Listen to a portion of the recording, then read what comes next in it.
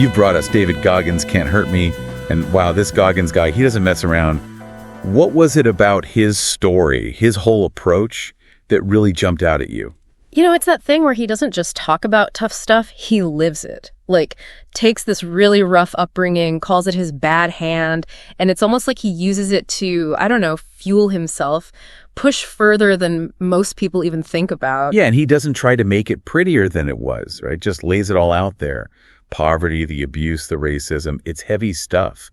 You could see how someone would get stuck there. Absolutely. But that's where he gets interesting, right? He's like, confront that stuff. Don't just dwell on the bad stuff, but like, you got to acknowledge it to move through it, you know, use it to grow from even the painful stuff can be like weirdly where your strength comes from. He even says, like, write it down. Your own bad hand, all the times you were hurting, felt insecure, messed up. Have you ever actually done that? It's intense if you really do it. Think about a time you were just like completely defeated, bottoming out. How'd you get through that? That's what he's talking about. Those moments that force you to figure stuff out just to survive. The one that stuck with me, man, that visual of his dad making him stare at himself in the dark before the beatings would start. Just awful. And he was so young, too. It wasn't even just the physical stuff, you know, escaping with his mom and brother. But then it's more hardship, more struggling just to get by. You could see how someone would just give up, but not Goggins. And then losing his stepdad so young. You almost wonder how anyone comes back from all that. It's wild, right? He takes all that, all the pain, and it becomes the thing that pushes him forward. Almost like he's saying, yeah, that's where I came from, but it doesn't get to decide where I'm going. Powerful for anybody who's been through some stuff, you know. You can see how all that early stuff really shaped how he sees the world. Right. This whole turning pain into fuel thing, that's at the core of his calloused mind idea, isn't it? Totally. Calloused mind. It's like building that resilience, you know, learning to handle being uncomfortable and then like going even further than you thought you could. Oh, and he does not hold back. We're talking Hell Week with the SEALs, ultra marathons, even just like cleaning out restaurant grease traps at 3 a.m. It's like he looks for stuff that would break most people. It's like he flips the script on suffering, right? Most people, it's all about avoiding the bad stuff. But him, he's like, that's where the good stuff is. Like, the more you can take, the tougher you get, the more you grow.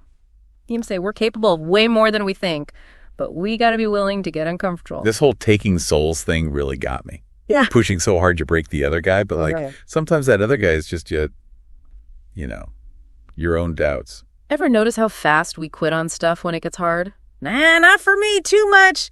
That's what he's calling out, right? Those little decisions where we pick the easy way out.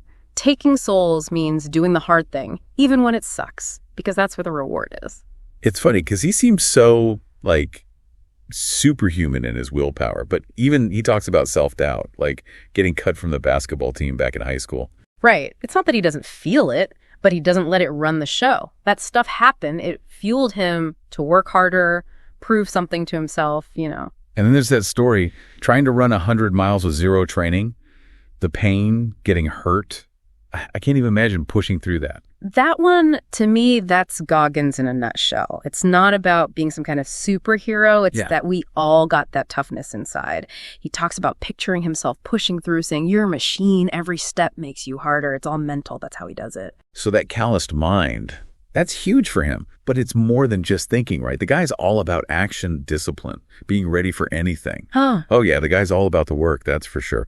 Planning out those races, every little thing. But then, like, the training on top of it is just nuts. I love that story about him using those Navy SEAL recruitment trips, like turning them into his own personal obstacle courses. Dude, riding his bike across states to give a speech, then running an ultra on the weekend, doing push-ups while he's talking to people. It's like, walk the walk, right? You can find ways to challenge yourself everywhere. That's what I take from that. And he doesn't pretend he's invincible either.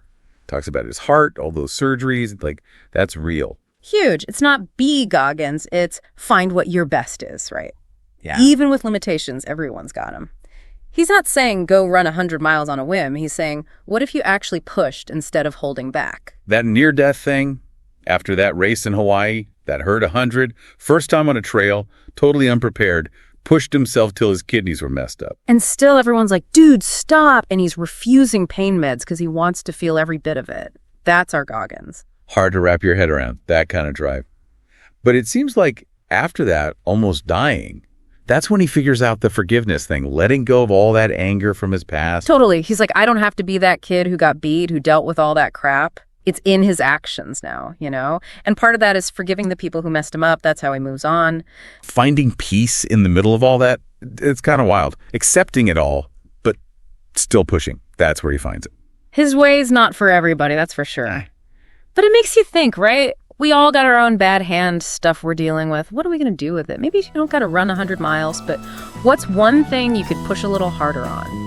What would your life look like if you actually embraced this calloused mind thing, even a little bit? Something to think about.